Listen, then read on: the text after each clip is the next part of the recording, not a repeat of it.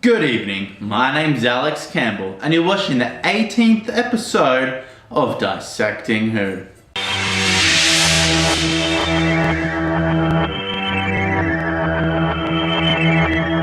On this episode, I'll be dissecting the pyramids of Mars, a homage to Hammer horror.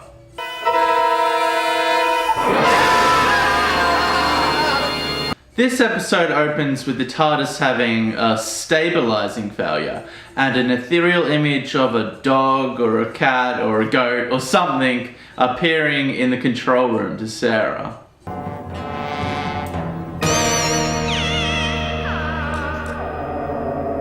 So the TARDIS lands at Unit HQ, but this isn't about 1901, so it's before Unit acquired the property. They're obviously just reusing a set that they had for this episode, which is fine. Doctor Who had a really low budget, and it was actually really amazing what they accomplished with that budget and with the really tight schedule that they had.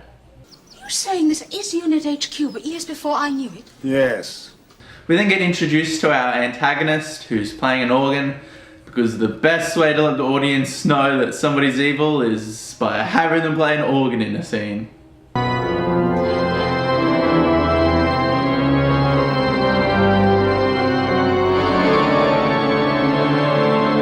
Organs are fucking evil, man. The actor playing this villain actually has a real beard, which is really weird. Normally, classic Who, everyone's wearing shitty fake beards. So, yeah, a little bit of quality. All right, Collins. And Tom takes out this motherfucker with his scarf. Yeah! You should have listened when I told you to leave, Warlock. Now you have seen too much. You must be the second unbeliever to die. That's fucking awesome. I want to see him choke more people out with his scarf. It's full on, knee in the back. Fuck you, motherfucker. Ah! That would be badass. So it's a pretty predictable guess based on the title that the monsters in this episode are going to be mummies. But these mummies have been doing some serious deadlifting, and by that I mean they're built.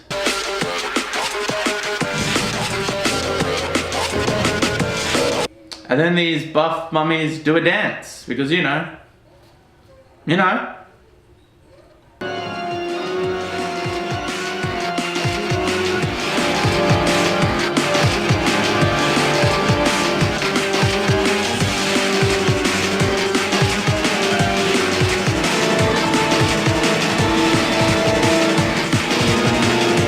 We get introduced to the next phase of villain in this serial, who kills the organ-playing, real bearded guy with a well-executed smoke effect. I bring Sutek's gift of death to all humans.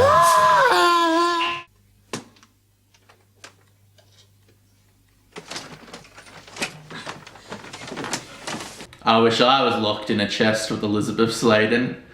In all seriousness though, she's really beautiful in this serial. I kept on looking at her timeless beauty and just in awe of it. Just like, so beautiful.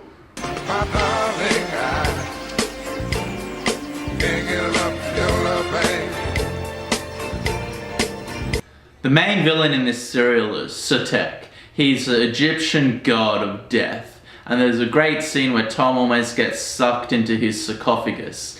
And he manages to get out, but Tom's acting was just the right level of hamminess.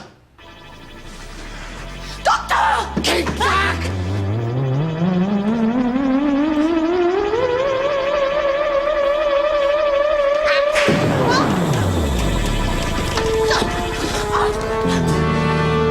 This serial, like every other in the Philip Hinchcliffe era, does a good job of creating that tense horror atmosphere. But I do feel like the crummy costumes that the mummies have do diminish that tension a bit. Sorry. Remove this carcass.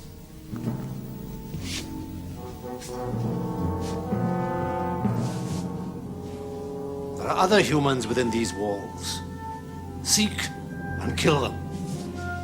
There's a scene where the Doctor goes forward in the future to 1980, the time that Sarah Jane Smith is from.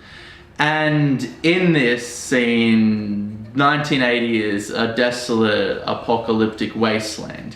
And what Tom is trying to show is that even though they've been to the future, that doesn't mean that everything's going to be okay. This scenario has brought up an alternate timeline, an apocalyptic timeline, and that could become the actual timeline that Sarah's from. 1980, Sarah, if you want to get off.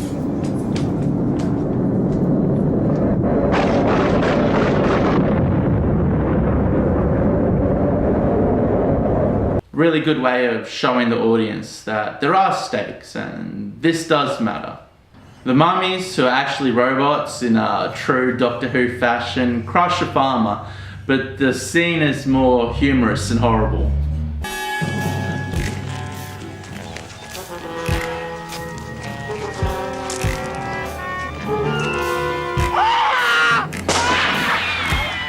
There's a scene where Sarah gets angry at the Doctor for not showing any emotion when one of their allies dies.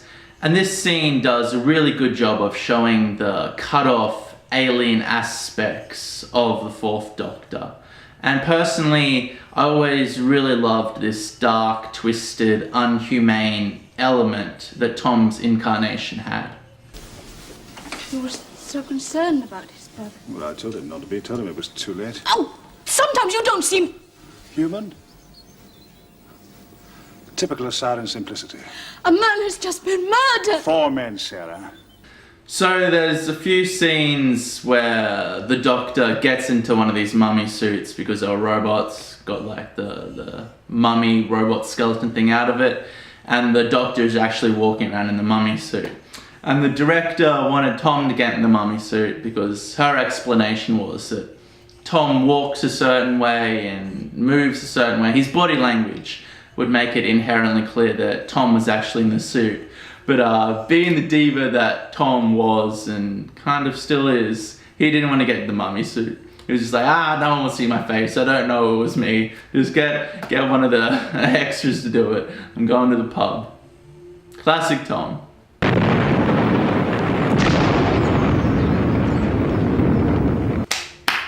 That's an amazing model explosion. Good job, guys. Good job. Towards the climax of this serial, we get a scene where the Doctor confronts the tech. And this scene is amazing. These two actors bouncing off each other is really well done. And you can just tell that they're both very talented. The voice actor who was actually in New Who doing the voice for Satan.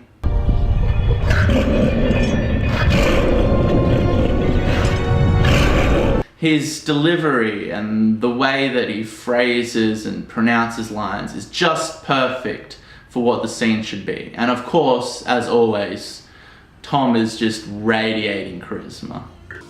I can, if I choose, keep you alive for centuries, racked by the most excruciating pain. Since your interference has condemned me forever to remain a prisoner in the Eye of Horus, it would be a fitting end. You would make an amusing diversion. I don't know what the fuck is going on in this scene, man. She got weird. Real weird.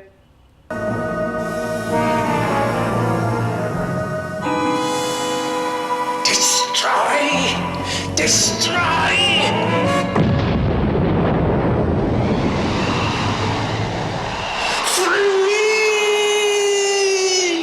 In conclusion, this serial is really good, and if you're a fan of Doctor Who and haven't seen it, then go and watch it immediately. It's smack bang in what I would argue is the greatest era of Doctor Who ever. Don't give me that Russell T Davies bullshit. It was good. There was no Baker and Hinchcliffe, I tells ya. Anyway, yeah, Elizabeth and Tom's charisma is just, it's working. The chemistry together is great. They're just bouncing off each other. The premise is good, the tone and everything is just exactly what I want from this slightly darker, slightly less kid-orientated version of our beloved Doctor.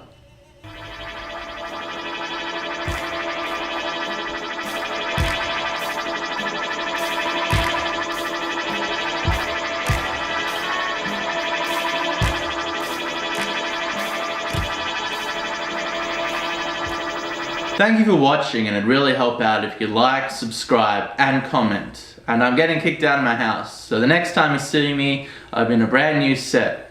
Until then, thank you, and good night.